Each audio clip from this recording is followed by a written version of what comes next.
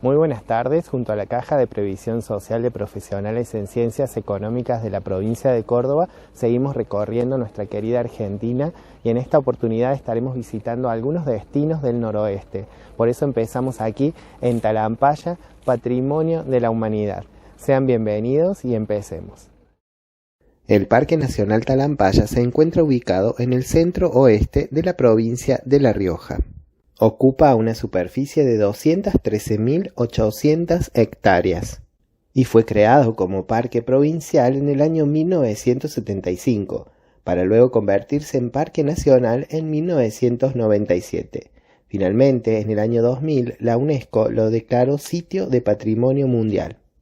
Junto al parque provincial Ischigualasto, que se ubica muy próximo pero dentro de las fronteras de la provincia de San Juan, conforman el conjunto continental de fósiles más completo del mundo, sobre todo en lo que atañe al período Triásico. Este período de la historia de la Tierra corresponde a la primera parte de la era Mesozoica, es decir, casi 200 millones de años atrás.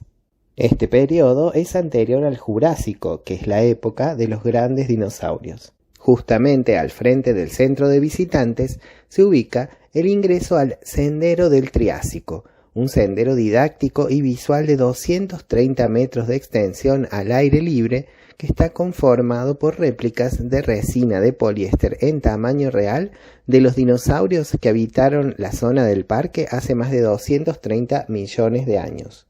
Son 16 réplicas que los paleoartistas construyeron a partir de los restos fósiles encontrados en la zona, con la colaboración de paleontólogos y el asesoramiento de científicos especialistas para lograr replicar estas especies con el mayor realismo posible. Entre los ejemplares más destacados que podemos ver aquí está el Riojanosaurus incertus, un herbívoro que superó los 7 metros de largo.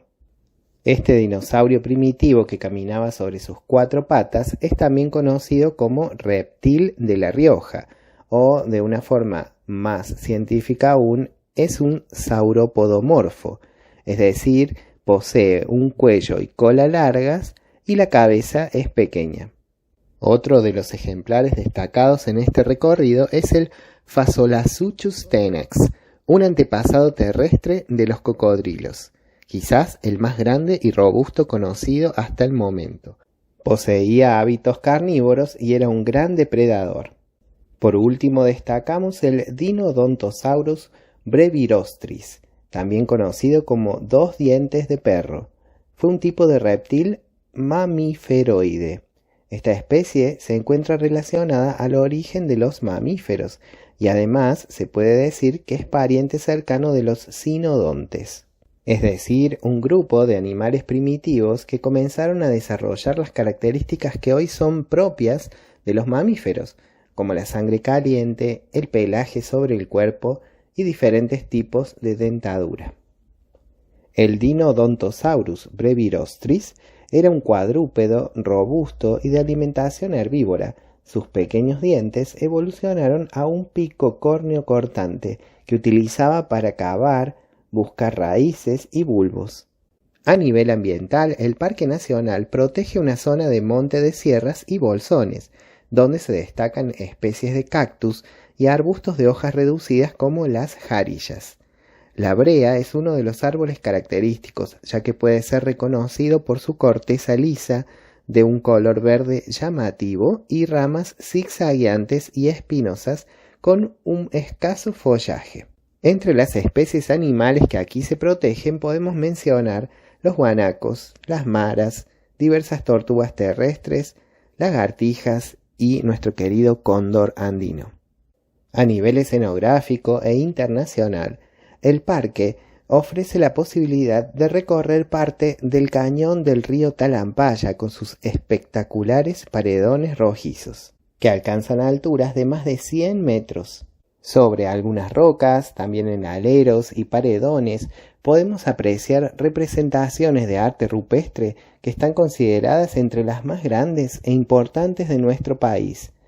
Varios petroglifos, es decir, grabados en la piedra, nos hablan de las primeras ocupaciones humanas en la zona que se ubican aproximadamente unos 2500 años antes del presente. El sendero Mensajes para Perdurar, de unos 350 metros de longitud, nos muestra alguna de estas representaciones y nos invita a reconstruir la historia y reforzar el vínculo con nuestros antepasados, por lo tanto también con nuestra identidad. Algunos petroglifos muestran, por ejemplo, una caravana de llamas siendo guiada por un pastor, dejando en evidencia justamente la domesticación de estos camélidos. También se aprecian huellas de ñandú, diversos tipos de aves, y en algunos casos es muy difícil saber lo que pueden significar estos grabados, ya que mezclan elementos geométricos con atributos de especies animales como la pata de un ave. Estas representaciones podrían estar asociadas a la comunicación con el mundo sobrenatural. Otro sitio destacado de la visita a Talampaya es el área conocida como Jardín Botánico, un pequeño bosquecillo rodeado de las inmensas paredes rojizas del cañón. Añosos ejemplares de algarrobo, chañar y molle dan vida a este oasis en medio de un ambiente casi desértico. Una breve caminata a través de este bosque permite arribar hasta la famosa chimenea, una geoforma parecida a un tubo que está tallada verticalmente en la pared del cañón y que produce un notable efecto de eco. A lo largo de miles de años, la erosión del agua y el viento ha ido tallando estas curiosas formas, mientras que el imaginario de lugareños y visitantes se ha encargado de colocarle nombres populares, como la Catedral Gótica, ubicada en la pared sur del cañón.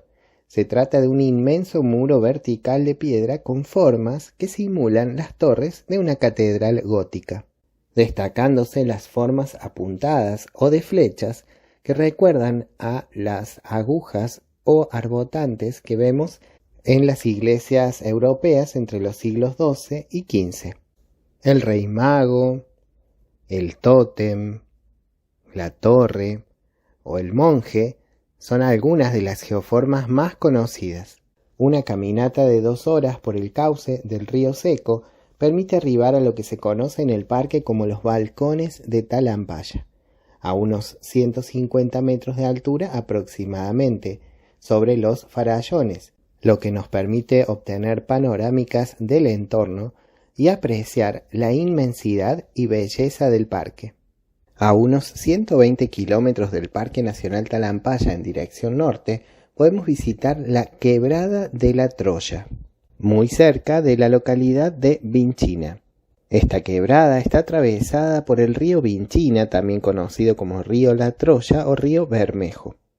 A lo largo de 10 kilómetros, este sitio deslumbra por sus formaciones montañosas muy peculiares que están inclinadas en una dirección de oeste a este. Esto sucedió por el plegamiento del terreno acontecido entre 5 a 37 millones de años atrás. Este proceso dejó al descubierto sedimentos que datan de unos 260 millones de años de antigüedad, huellas de animales fosilizadas, ondas de agua y otras marcas que dan cuenta del ecosistema de aquel entonces. Entre las geoformas que hoy pueden apreciarse, cabe destacar la pirámide, una placa de sedimentos con líneas rectas que terminan en ángulo agudo.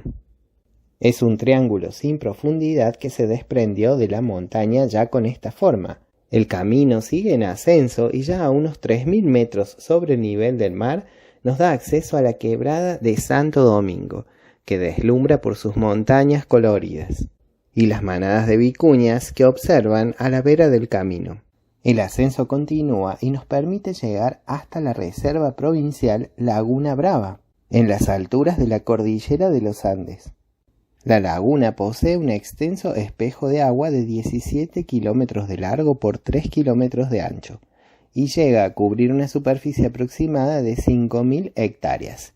Se ubica a unos 4.230 metros sobre el nivel del mar. Es el hábitat permanente de flamencos rosados y blancos. La laguna está rodeada por cerros andinos que superan los 6.000 metros de altura. Esta zona había sido utilizada históricamente por los incas en su paso hacia Chile y como importante enclave para la dominación de las poblaciones locales transandinas. Dentro de la laguna, que de hecho tiene escasa profundidad, pueden apreciarse restos del fuselaje del avión Curtiss Comando C-46F, que a fines de abril de 1964 tuvo que aterrizar de emergencia en la Laguna Brava. Este avión procedía de Lima, Perú, y había hecho escala en Copiapó, Chile. Se dirigía hacia Buenos Aires, pero uno de sus motores falló, y el comandante decidió aterrizar en lo que creía era un salar. A bordo del avión venían 6 tripulantes y 8 yeguas inglesas pura sangre de carrera, que estaban aseguradas en 10.000 libras esterlinas cada una. Los 6 tripulantes sobrevivieron y fueron rescatados, mientras que solamente 2 yeguas murieron en el accidente. Nuestro recorrido continúa por la ciudad de San Miguel de Tucumán, más precisamente en la calle Congreso al 53, donde se ubica el Museo de Arte Sacro. Este museo fue fundado en el año 1968 como un museo de la Iglesia Catedral. Desde el año 2001 fue instalado en su edificio actual y pertenece a la Arquidiócesis de Tucumán. En este lugar se exhiben piezas que reflejan la historia y el arte de la Iglesia Católica y de la sociedad tucumana desde el siglo XVII hasta la actualidad, representando en su mayoría la fusión de las culturas española e indígena. Desde sus inicios, el museo fue rescatando y conservando las piezas artísticas de distintas iglesias y capillas que, a partir del Concilio Vaticano II, habían quedado en desuso. Por ello, necesitaban tener un lugar de exhibición y protección. Actualmente están expuestas en 5 salas, y esta colección se compone de pinturas, esculturas, platería, mobiliario, entre otras piezas destacadas.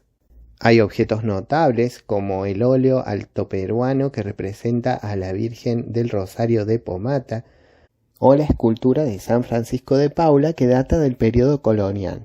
También hay objetos personales que pertenecieron a los obispos de Tucumán y una casulla bordada del siglo XVIII que perteneció a la iglesia de Santa María Magdalena de la Compañía de Jesús. En una de las salas también puede apreciarse el reclinatorio que fue utilizado por el Papa Juan Pablo II durante su visita a Tucumán en el año 1987. Saliendo de la ciudad capital a unos 23 kilómetros, se ubican las ruinas de la misión jesuítica de San José de Lules, fundada en 1670 por la Compañía de Jesús con el objetivo de evangelizar a los nativos lules. Fue habitada por algo más de 100 familias indígenas y unos 15 monjes, y constituye el principal legado arquitectónico de los jesuitas en Tucumán.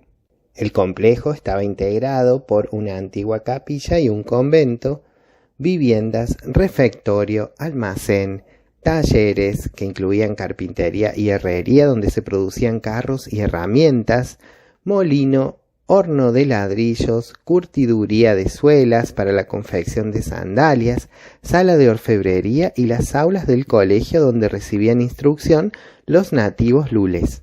Luego de la expulsión de los jesuitas en 1767, el sitio pasó a manos de la orden dominica. Durante las guerras por la independencia, este sitio fue utilizado como asiento de caballería, descansando allí ilustres personajes de nuestra historia como Manuel Belgrano, José de San Martín, Fray Justo Santa María de Oro o José María Paz. Según algunos historiadores, en este sitio los jesuitas cultivaron por primera vez la caña de azúcar en Tucumán, transformándola en azúcar empleando trapiches de madera tirados por animales. En dichos terrenos también cultivaron maíz y chirimoyas, y criaron bueyes y ovejas. Este lugar fue declarado Monumento Histórico Nacional en el año 1994, y en 2001 comenzaron los trabajos de puesta en valor que se extendieron hasta el 2017. En el interior de la capilla puede apreciarse el tabernáculo con la imagen de San José con el niño en su interior. Está realizado en madera y muestra un diseño ampuloso, constituido por altas columnas apareadas que sostienen un importante entablamento con fuerte cornizado, sobre el que descansa la cúpula de media naranja, rematada con una cruz. En 1985, gracias a la gestión de la Asociación de Amigos de las Ruinas de San José de Lules, se pudieron recuperar el tabernáculo y el altar, que hasta ese entonces estaban en Santiago del Estero. Hemos llegado al final de nuestro tour de hoy, espero lo hayan disfrutado y nos encontraremos próximamente para conocer otros destinos de nuestra querida Argentina.